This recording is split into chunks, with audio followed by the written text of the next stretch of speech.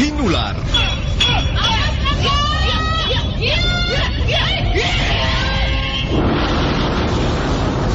Sebuah kisah yang bertutur tentang semangat kesatria, kesetiaan, nafsu angkara, politik dan kisah asmara. Sebuah karya Estijab dengan latar belakang runtuhnya kerajaan Singasari dan berdirinya kerajaan Majapahit. Tutur Tinular.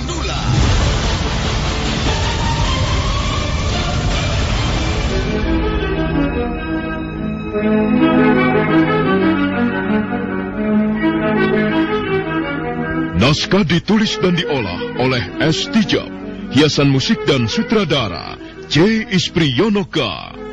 Kali ini mengetengahkan episode ke-24 dengan judul Mendung Bergulung di Atas Majapahit.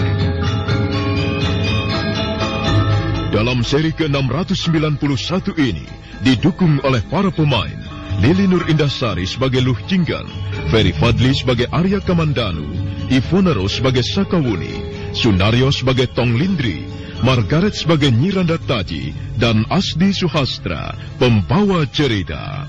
Selamat menikmati. Nyi. Apa? Aduh, jupukno pacul. Apa arit kae nyi? Nggih napa to Ki? Kerokan. Alah, wong warok kok masuk angin. Apa ora oleh? Nek masuk angin kedahe nggih kerokan. Ah, bener to? Ning kuncine. Kerokan kok nganggo kunci. Kuncine bal pirik kayu putih. Niki balsem khusus kerokan. Ora pliket, ora bakal adem, angete penak. Wis, kek ndangi. Kerok ono nyi. Bal pirik kayu putih, balsam khusus untuk kerokan. Aroma minyak kayu putihnya sangat terasa. Bal pirik kayu putih dengan formula baru. Tidak lengket, tidak dingin, dan hangat terus. Tonton orang lomo ane nyi. Nggih. Bal pirik kayu putih pancen hebat. Pun boten masuk angin. Angine minggat. Bal pirik kayu putih, balsam khusus untuk kerokan. Produksi Artois Pharma. Tonton. Bal pirik kayu putih pancen hebat. Angine minggat.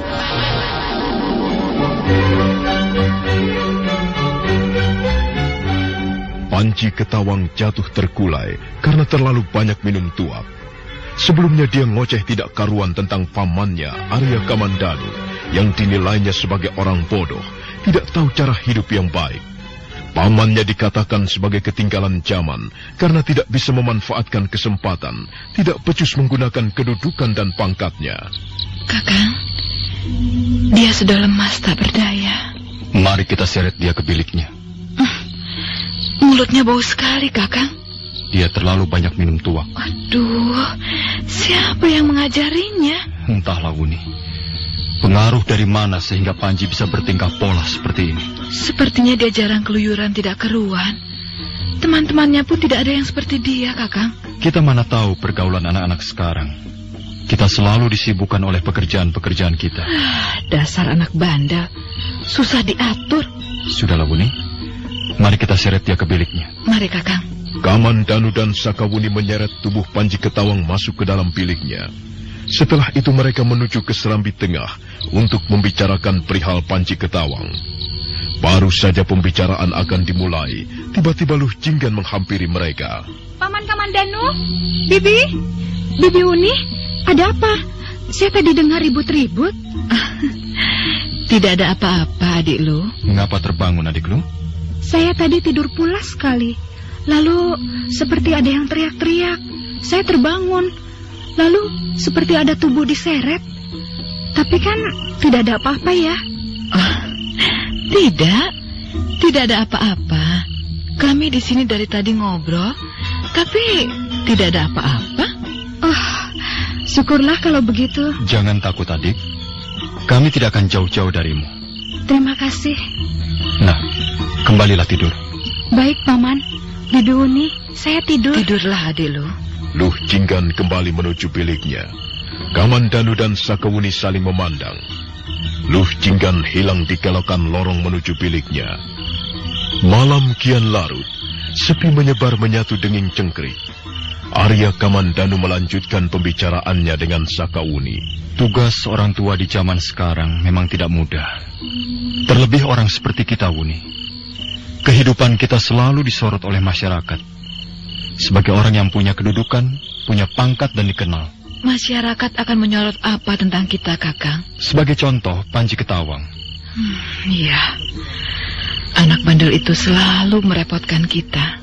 Hidup kita yang sederhana, apa adanya ini, merupakan beban moral yang harus kita tanggung. Mungkin ada orang yang akan mengatakan, punya kedudukan dan pangkat, tapi kok hidupnya begitu-begitu saja. Tapi aku percaya, Kakang tidak akan terpengaruh oleh suara-suara semacam itu, bukan? Benar, Buni. Aku tak akan terpengaruh. Lebih-lebih istriku adalah kau. Wanita yang jarang mengeluh, tidak banyak menuntut, penuh perhatian dan pengertian. Lalu, tentang Panji bagaimana? Aku memang heran. Anak satu itu sangat lain dengan Luh Jinggan. Mereka sudah meningkat remaja sekarang ini. Dan itu berarti tugas kita tidaklah ringan. Iya. Belum lagi akan ditambah dengan seorang anak yang sekarang tengah meringkuk dalam kandunganku ini, Kakang. Iya. 3 anak dalam rumah kita ini. Bukankah itu akan menuntut perhatian lebih? Dan Panji Ketawang adalah anak yang diberi perhatian lebih. Kalau kita lengah, entahlah pengaruh apa yang akan meracuni dirinya. Dia minum-minum sampai mabok dan tidak pulang dalam beberapa hari. Itu pengaruh yang didapat dari mana, Kakang? Bukan cuma itu, Wuni. Tapi dia juga membuat keonaran di kedai tempatnya minum. Apa ini tidak membuat kita malu? Panji. Mau jadi apa dia nantinya? Mudah-mudahan dia tidak akan menjadi orang yang banyak merugikan masyarakat. Kita mesti banyak berdoa, Wuni. Setiap malam aku tak pernah lepas dari doa, Kakang. Doa untukmu, untuk anak yang ada dalam kandunganku, juga untuk Panji dan Luh Jinggan. Terima kasih, istriku. Karena hanya dengan berdoa kepada Sang Hyang Widi, maka kita berharap dapat membimbing mereka ke arah yang benar. Iya, aku dapat merasakan bagaimana beratnya tugasmu, Kakang. Di satu pihak, tugasmu sebagai pejabat kerajaan selalu disibukkan oleh urusan-urusan jelimet pemerintahan. Di pihak lain, tugasmu sebagai kepala rumah tangga disibukkan oleh urusan-urusan keluarga. Entah itu tingkah pola Panji Ketawang, belum lagi tentang Luh Jinggan. Dan yang akan menyusul kemudian adalah anak kita ini, Kakang. Wuni, aku jadi ingin cepat melihat seperti apa anak kita ini. Kalau perempuan, harus cantik dan pintar seperti ibunya. Kakang. Bukan saja cantik dan pintar, tapi juga gesit dan berani sebagaimana pendekar wanita Sakawuni. Dan kalau laki-laki, dia harus gagah, tampan, perkasa, jujur, dan rendah hati seperti ayahnya. Harus berani karena benar, sebagaimana Arya Kamandanu.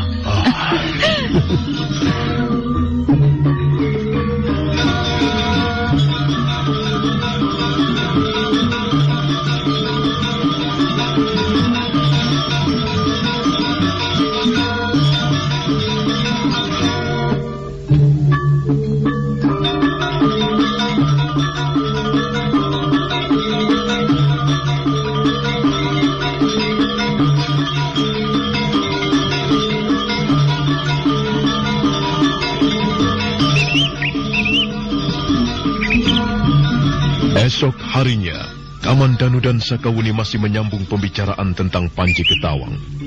Mereka heran karena kuda yang diberikan kepadanya tidak ada.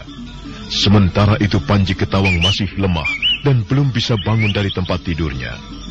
Kamandanu bingung, demikian pula Sakawuni. Lalu mereka mencoba menanyakan pada prajurit jaga rumahnya. Prajurit, hamba Gusti. Kau tahu kira-kira di mana letaknya orang yang punya usaha jual beli barang-barang? Ampun Gusti, hamba masih belum jelas maksud Gusti. Maksudku, Panji Ketawang pergi dari rumah ini dengan mengendarai kudanya. Tapi sekarang dia pulang tanpa kuda tunggangannya itu. Ampun Gusti, barangkali maksud Gusti kuda itu dijual.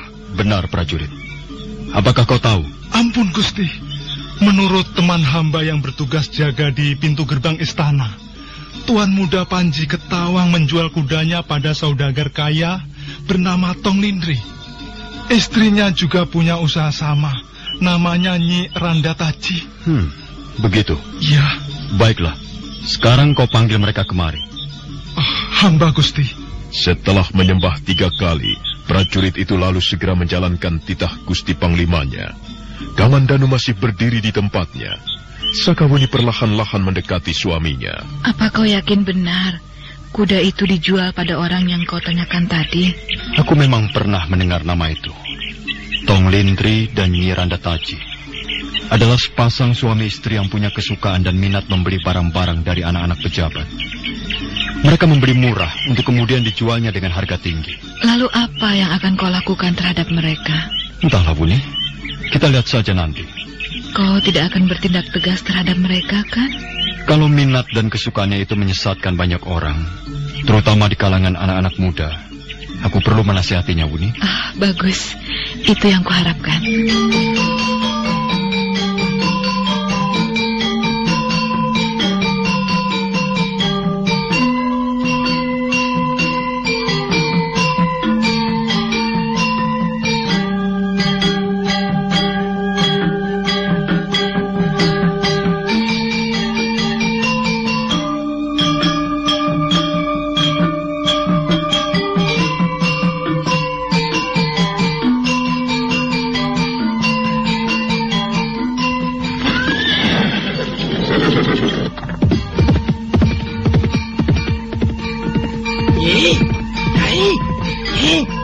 Cepat kemari, Nyi.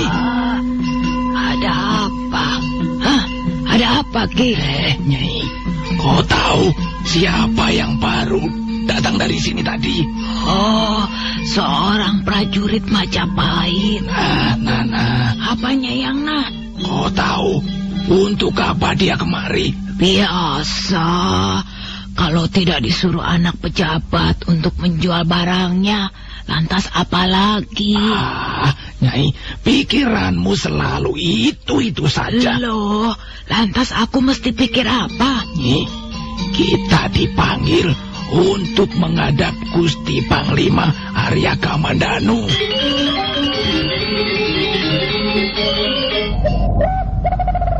Nyi. Apa?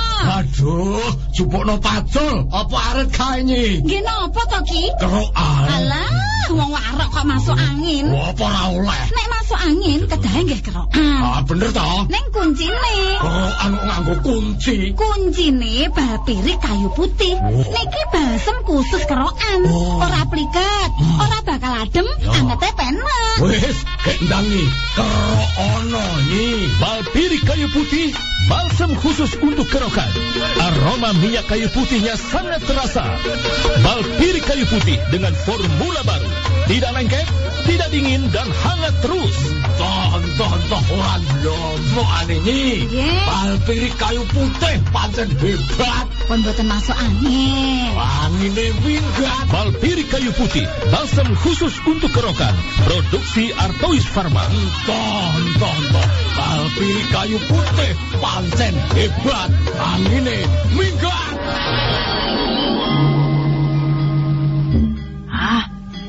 Kita dipanggil. Lalu kita akan... Dulu kan kau sendiri yang bilang, jangan takut, nanti biar aku yang bertanggung jawab. Ayo, ya kan? Iya, tetapi kan kau suamiku, masa kau akan diam saja? Dulu aku kan bilang, lihat-lihat dulu, Nyi, jangan asal membeli. Kau sih, Nyi, mata duitan. Apa kau bilang? Ayo, coba bilang sekali lagi. Enak saja kalau ngomong. Ini kan bukan cuma buat aku, tapi juga buat kau, buat kita. Orang hidup kan butuh biaya, butuh sandang, pangan, dan papan. Memangnya kita mau hidup serba kekurangan? Pikirkanlah itu. Zaman sekarang mana ada orang mau hidup kekurangan?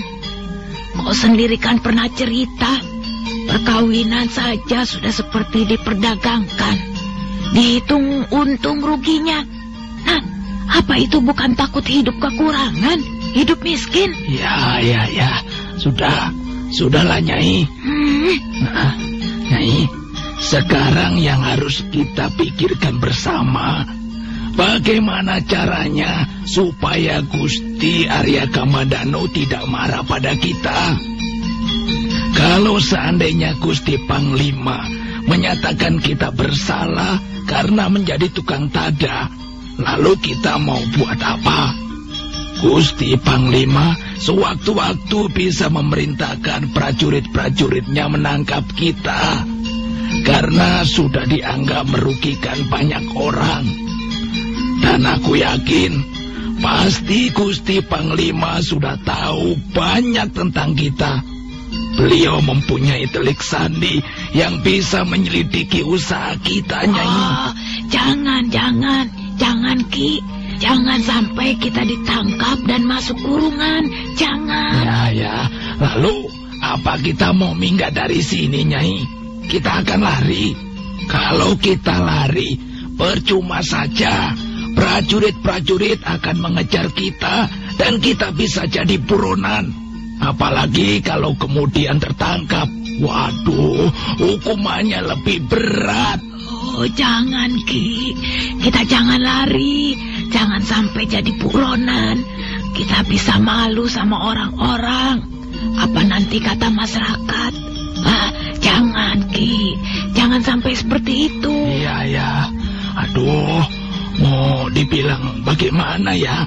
Penyesalan memang datangnya selalu terlambat, Nyai.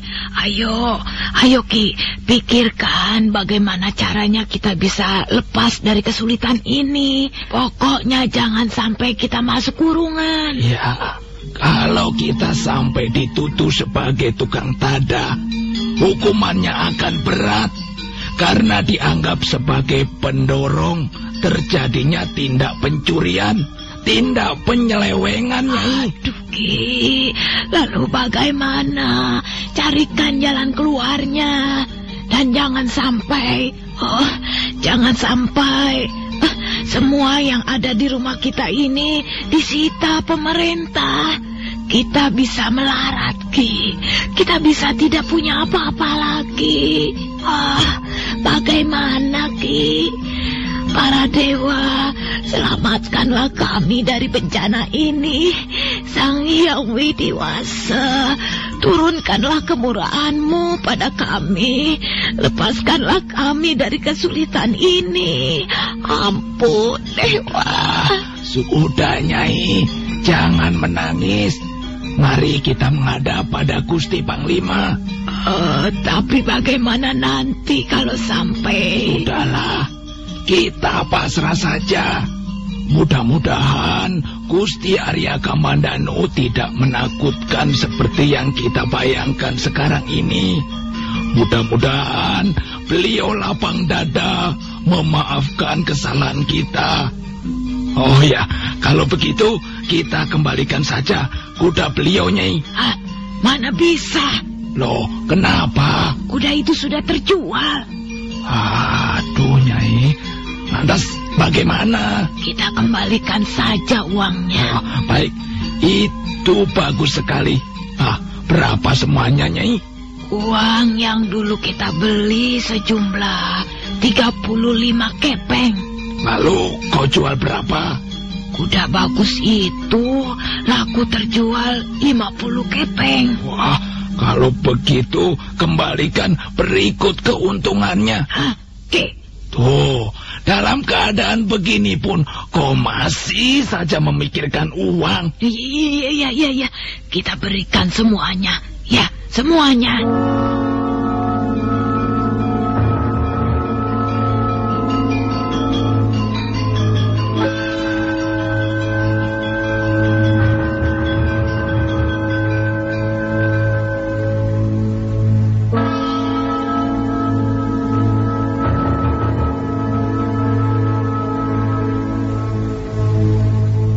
Dengan hati berdebar dan penuh tanda tanya, pasangan suami istri saudagar kaya itu datang menghadap Arya Kamandanu di kediamannya.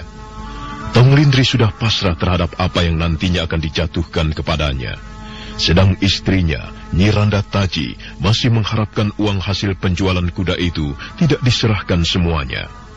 Lebih dari itu, jangan sampai Gusti Panglima menyita harta dan rumahnya untuk kemudian menjebloskannya ke dalam kurungan.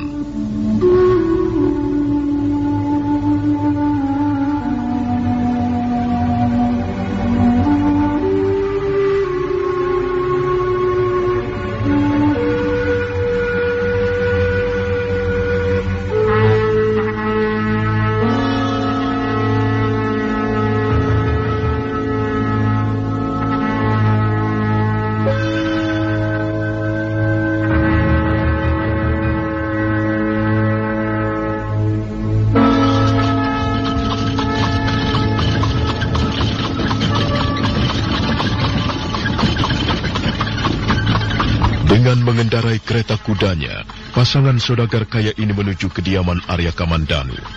Hatinya semakin berdebar dan was-was. Di regol halaman rumah, mereka ditahan sebentar oleh para prajurit jaga. Setelah tanya jawab sebentar dan berhadapan dengan prajurit yang tadi diperintahkan memanggil mereka, lalu pasangan saudagar ini diantar menghadap Arya Kamandanu. Ampun Gusti Panglima, inilah mereka yang Gusti Panglima maksudkan. Baik. Terima kasih prajurit, dan kembalilah pada tugasmu. Hamba Gusti Panglima. Prajurit itu menyembah 3 kali, dan kemudian undur untuk keluar kembali pada tugasnya semula. Arya Kamandanu memandangi pasangan saudagar secara bergantian. Tong Lindri pasrah menunduk menatap lantai. Nyi Randa Taji mencoba melirik tingkah suaminya. Dia sendiri ingin berusaha tenang seperti suaminya itu, tapi hatinya selalu was-was dan diliputi ketakutan. Kaukah yang bernama Tong Lindri, saudagar kaya itu? Hamba Gusti Panglima. Dan di sampingmu itu Nyi Randa Taji istrimu? Benar Gusti Panglima. Tahukah kalian mengapa kupanggil kemari? Ampun Gusti Panglima. Tentunya sehubungan dengan penjualan kuda tuanku muda Panji Ketawang. Bagus. Jadi benar kuda itu dijual pada kalian? Benar Gusti. Hambalah yang membelinya dengan harga. Kenapa Gugu? Tenanglah dan katakanlah. Maksud hamba dengan harga. Dengan harga murah, begitu? Benar Gusti. Istri hamba ini memang selalu begitu. Dengarlah kalian berdua. Aku ingin tahu apa sebab kalian bekerja sebagai tukang tada. Apakah karena kalian ingin kaya?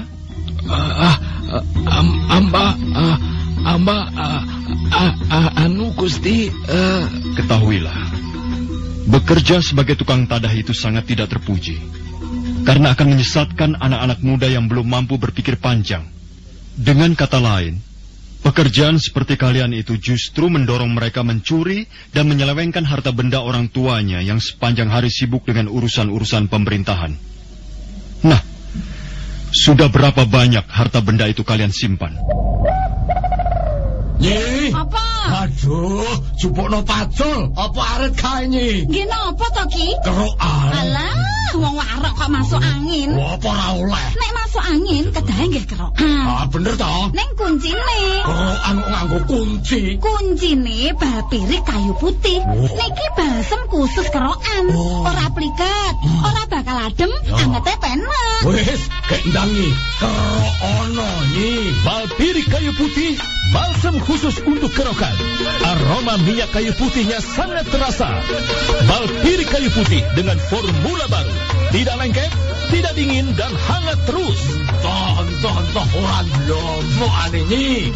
Bal pirik kayu putih pancen hebat. Pun boten masuk angin. Angine minggat. Bal pirik kayu putih, balsem khusus untuk kerokan. Produksi Artois Pharma. Toh. Bal pirik kayu putih pancen hebat. Angine minggat. Apakah tidak terpikirkan oleh kalian bahwa pekerjaan tukang tadah itu salah satu penyebab merajalelanya pencurian? Tong Lindri dan kau Nyi Randa Taji. Hamba Gusti Panglima. Mengapa kalian tidak mencoba usaha lain yang lebih mulia dan terhormat dibanding sebagai tukang tadah? Apakah hanya dengan pekerjaan tukang tadah kalian baru bisa kaya?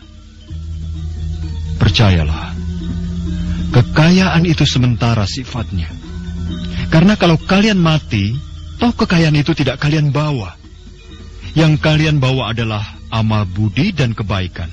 Hamba Gusti Panglima. Maka itu berbuatlah kebaikan sebanyak-banyaknya. Beramal budilah kalian demi kehidupan orang lain dan sesama. Aku tidak menghalangi kalian berdagang. Tidak. Tetapi kalau kalian ingin dagang, maka jadilah pedagang yang baik, yang berbudi. Jangan sungkan-sungkan untuk beramal. Keuntungan sedikit tidak apa, asal itu langgeng dan terus mengalir. Dan yang penting keuntungan itu halal adanya. Hamba Gusti Panglima. Lalu di mana kuda itu sekarang? Gusti. Gusti, ampunilah kami berdua. Kuda itu telah kalian jual. Ampun Gusti, benar kami telah menjualnya. Tentunya dengan harga yang tinggi.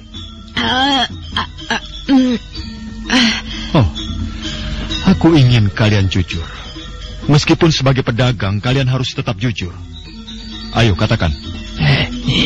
Cepat, katakan. Benar, kami telah menjualnya dengan harga tinggi, yakni 50 kepeng. Berapa kau membelinya dari keponakanku? Cepat, Nyi, katakan. 35 kepeng. Bagus. Ternyata walaupun pedagang, kalian masih memiliki kejujuran. Nah, ini 35 kepeng uang kalian, ku kembalikan. Gusti. Terimalah, karena ini memang uangmu. Lalu... Dan aku ingin kuda itu kembali.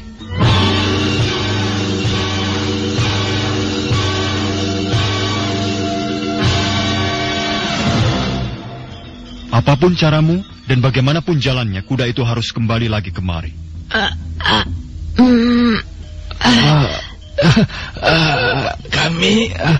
Kami akan mengembalikannya, Gusti. Tapi mana mungkin karena kami akan cari kembali dan mengembalikannya kepada Gusti. Kami berjanji. Kau suamimu benar, karena sudah merupakan kewajiban untuk mengembalikannya. Nah, hal seperti inilah yang kumaksud dengan jadilah pedagang yang baik dan berbudi. Kami akan mencarinya kembali, lalu membelinya berapapun tingginya harga yang akan ditawarkan orang itu. Ternyata benar, tidak semua pedagang itu tidak jujur. Ada juga pedagang yang jujur, contohnya kalian. Nah, ini 35 kepeng uang kalian, ambillah. Tidak, Gusti, tidak usah. Kami... Ini uangmu, hakmu. Ambillah. Maksud hamba, biarlah uang itu tidak kami terima. Karena sebagai silih atas kesalahan dan dosa hamba, maka hamba akan mengembalikan kuda Gusti. Tetapi ini uangmu, hakmu. Aku harap kalian menerimanya. Tong Lintri gemetar menerima uang dari tangan Arya Kamandanu. Dalam pandangannya Kamandanu begitu kuat karismanya, wibawanya. Setelah menghaturkan ampun beribu ampun, keduanya lalu menyembah 3 kali, untuk kemudian undur keluar mohon pamit. Kamandanu tersenyum sambil memperhatikan pasangan saudagar kaya itu.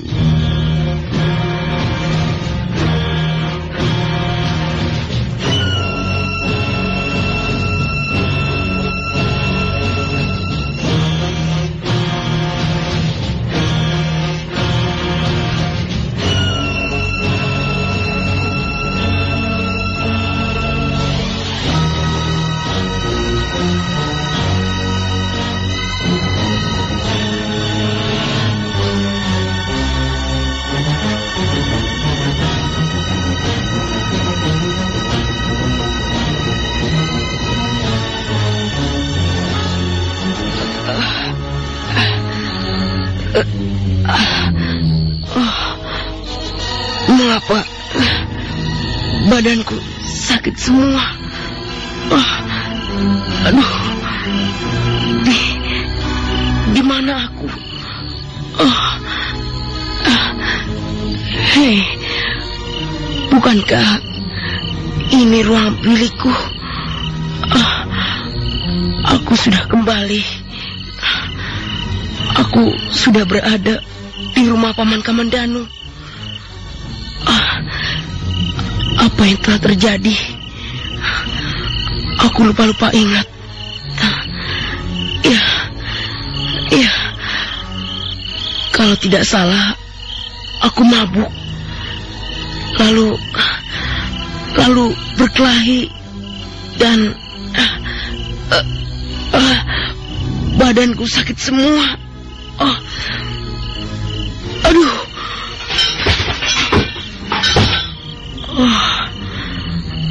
Aku masih lemas. Badanku lemas sekali. Bagaimana aku bisa kembali ke atas tempat tidurku?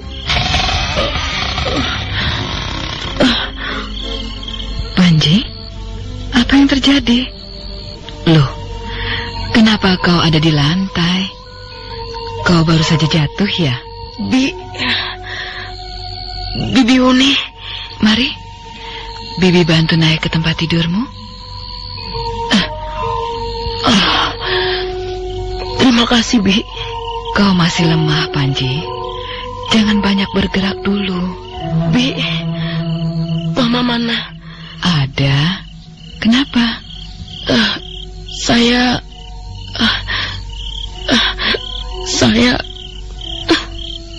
Ada apa, Panji?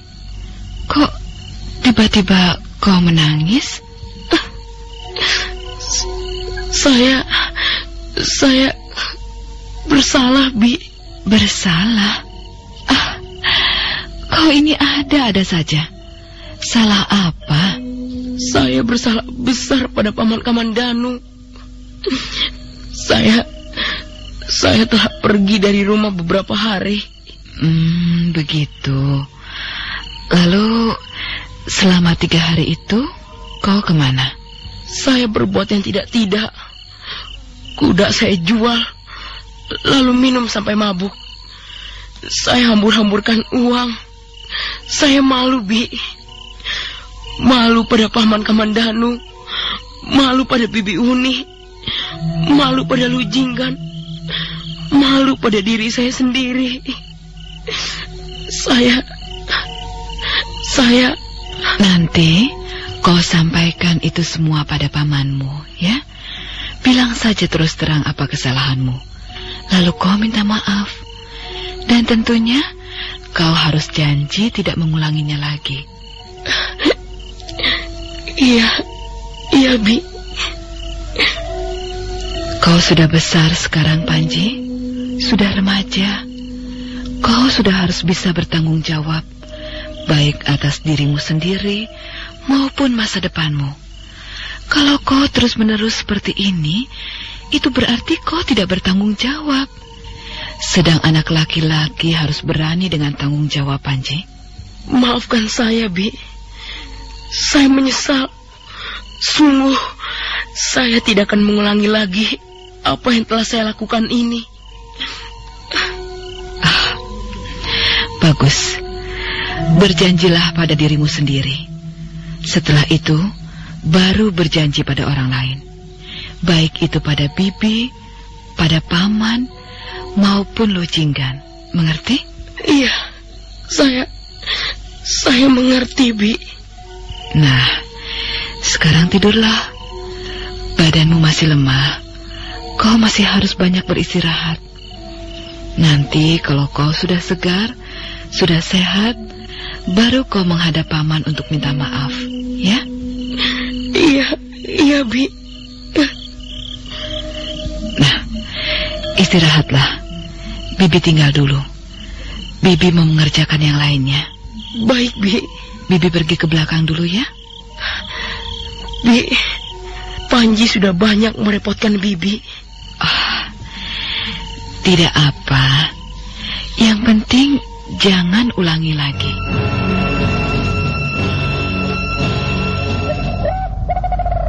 Nyi. Apa? Aduh, jupukno pacul. Apa arep kae Nyi? Nggih napa to Ki? Kerokan. Alah, wong warok kok masuk angin. Apa ora oleh? Nek masuk angin kedahe nggih kerokan. Ah, bener to? Ning kuncine. Kerokan kok nganggo kunci. Kuncine bal pirik kayu putih. Niki balsem khusus kerokan. Ora pliket, ora bakal adem, angete penak. Wis, kendangi. Kerok ono Nyi. Bal pirik kayu putih, balsam khusus untuk kerokan. Aroma minyak kayu putihnya sangat terasa. Bal pirik kayu putih dengan formula baru. Tidak lengket, tidak dingin, dan hangat terus. Toh orang lomo ane Nyi. Bal pirik kayu putih pancen hebat. Pun boten masuk angin. Angine minggat. Bal pirik kayu putih, balsam khusus untuk kerokan. Produksi Artois Pharma. Toh.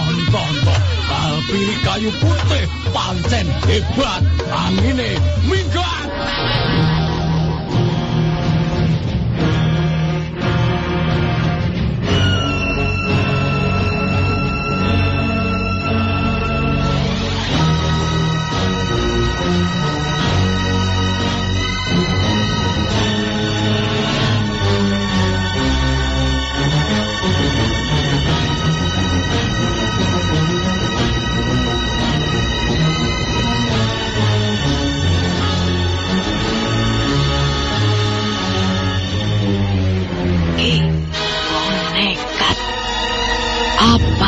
Pikir-pikir dulu.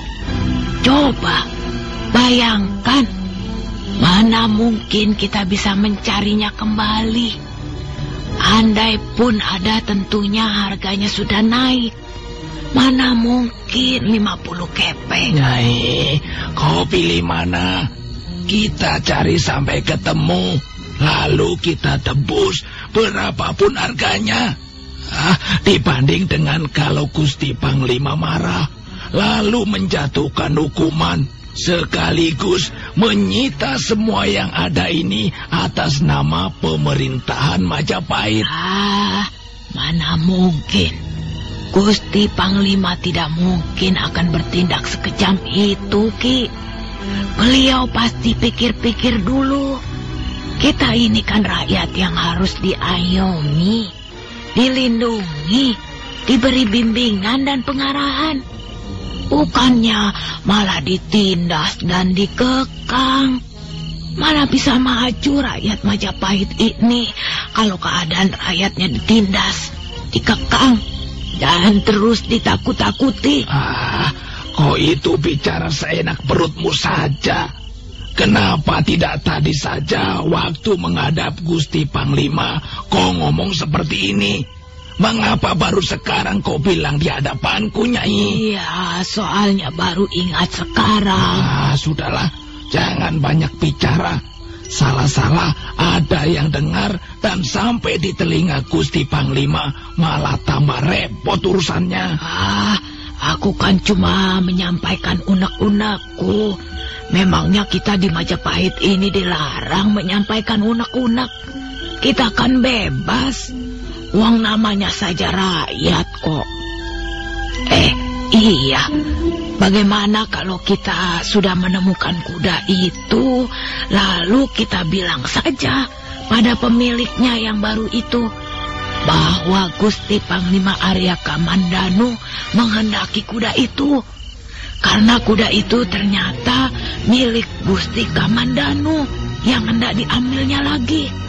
Nah, dengan begitu kita kan bisa membayarnya dengan harga murah, Ki. Harga di bawah rata-rata. Bagaimana?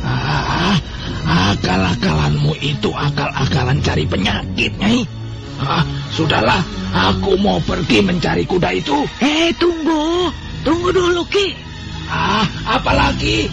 Kok ini ada-ada saja? Maksudku, tebuslah kembali kuda itu seharga 35 kepeng. Jangan lebih, kurang boleh.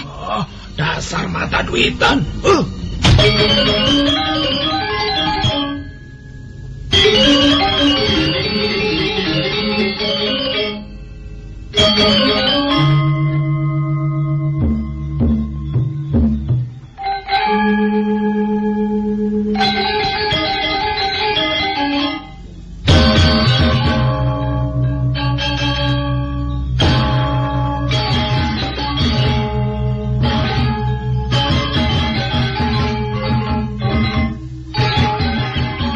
Jadi benar apa yang diceritakan Luh Jinggan pada malam itu?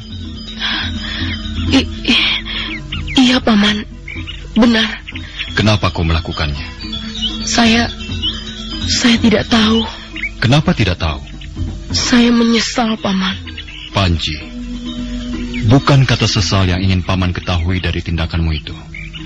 Tapi mengapa sampai kau melakukannya? Saya benar tidak tahu. Karena memang saya suka pada Luh Jinggan. Apakah karena suka lantas kau melakukan niat terkutuk itu? Saya bersalah, Paman. Kalau kau suka pada Luh Jinggan, maka seharusnya kau melindunginya, menyayanginya, menghormatinya sebagai orang yang kau kasihi. Bukan lalu kau goda dan kau rusak.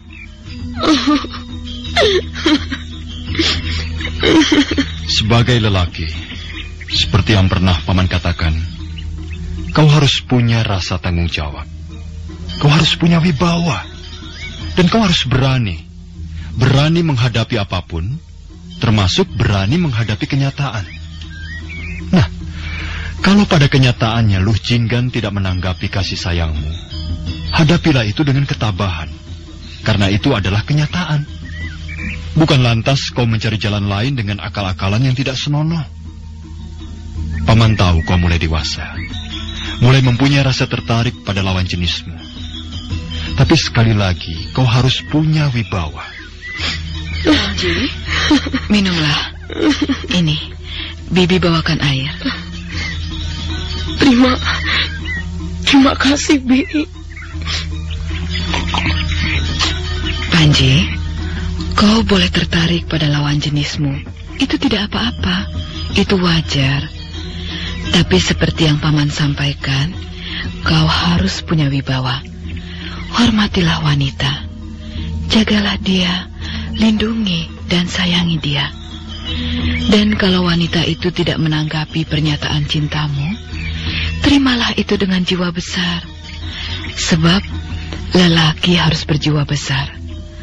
Setelah itu, seandainya pernyataan kasihmu tidak ditanggapi, maka kau harus tetap menjalin hubungan dengannya.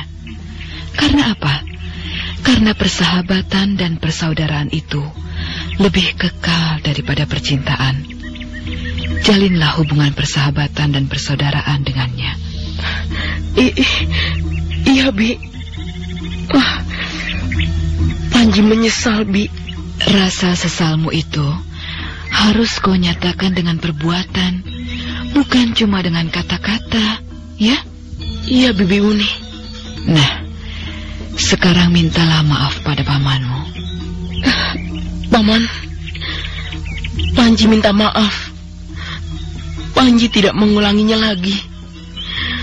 Panji memang bersalah, berdosa. Karena pernah ingin memperlakukan Luh Jinggan dengan tidak wajar. Saya juga mengaku bersalah terhadap Paman. Karena Panji sering mempermalukan Paman dengan kata-kata yang sangat menyinggung perasaan Paman. Panji menyesal sekali. Panji bersedia dihukum apa saja oleh Paman. Pukullah saya dengan rotan, Paman. Panji, Paman tidak akan melakukan itu.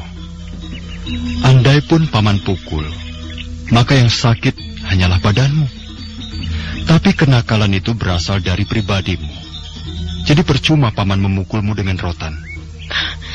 Terserah Paman. Apa saja saya terima. Mulai sekarang kau tidak boleh kemana-mana, Panji.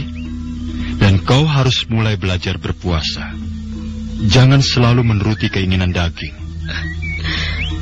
Baik, Paman. Saya juga ingin minta maaf sebesar-besarnya pada Luh Jinggan. Di mana dia, Bi? Luh Jinggan sudah pergi. Tidak lagi tinggal di sini.